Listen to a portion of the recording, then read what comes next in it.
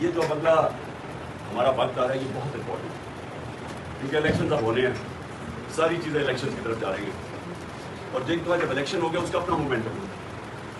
جب ایک قوم کسی کے ساتھ کھڑی ہو جاتی ہے نا، ایک دفعہ یہ یاد رکھیں،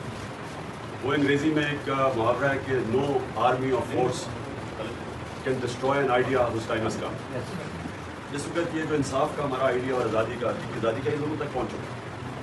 اس لیے یہ بڑا ضروری ہے کہ آپ بکلا میں سب سے بات کروں، کیونکہ آپ نے آگے رہنا ہے سب، کیونکہ ہے انصاف رول آف لا کی جنگ، رول آف لا کو ڈیفینڈ کرتے ہیں بکلا، اور یہ لڑی جائے گی بارز کے اندر بھی اور عدالتوں کے اندر بھی۔ اور ماشاء اللہ ہمارے میں آج خاص طور پہ آئی ایل ایف کے جس طرح ہمارے آئی ایل ایف کے لوگوں نے مقابلہ کیا، مشکل ترین وقت آئی ایل ایف کی تعلیم لوگوں کو نکالا ہے، جن لوگوں کو انہوں نے پکڑا اور جیلوں میں ڈالا، اور ہمارے کارکنوں کو، تو آئی ایل ایف کو تو میں خاص آج خراج تحسین پیش کرتا ہوں۔ لیکن یہ جو